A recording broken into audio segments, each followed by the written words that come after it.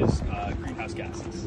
And so we learned specifically about the chemistry of them, how dipoles affect them, basically how they work, what makes a greenhouse gas a greenhouse gas. So something that also we just learned about is the permafrost. Are you aware what that is? Yeah. Awesome. And so you understand that once that starts melting, methane and more greenhouse gases will be released into the atmosphere, and it'll be a positive cycle. Basically, more ice will melt, and more greenhouse gases will be released. Well, a couple of things there.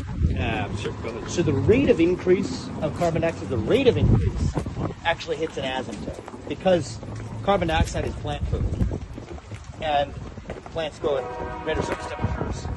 So there's actually more green surface area coverage today than there was a century ago, precisely where that is. So that is an equilibrium in automatic carbon removal, built-in equilibrium. That's not enough. It's true. Well, I mean, that's a debatable idea.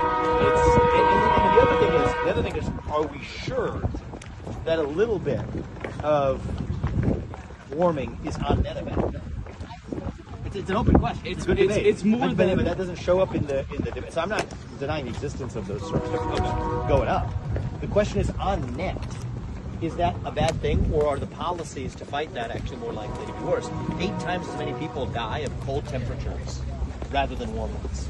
I'm not talking about currents. I'm talking about a trajectory.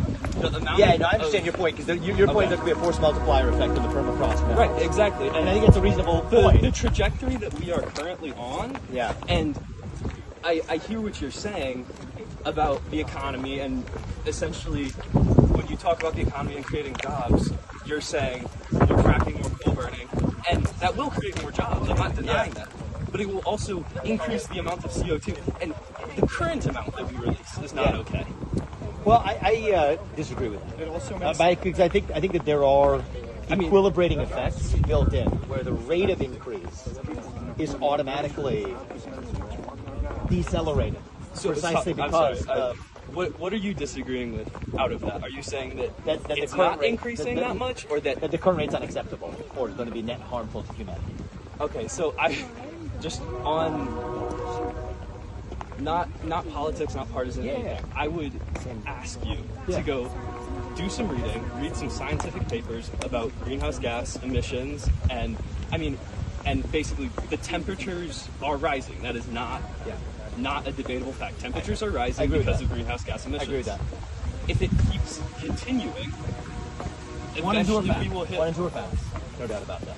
The first 2 points you made are facts. Okay, so you disagree that eventually we will hit permafrost and it will be a positive cycle? Is that what you're disagreeing on? Yeah, I'm disagreeing that we are going to reach a level where this is going to pose anything resembling an existential risk to humanity. There are some risks involved. There are also some benefits involved.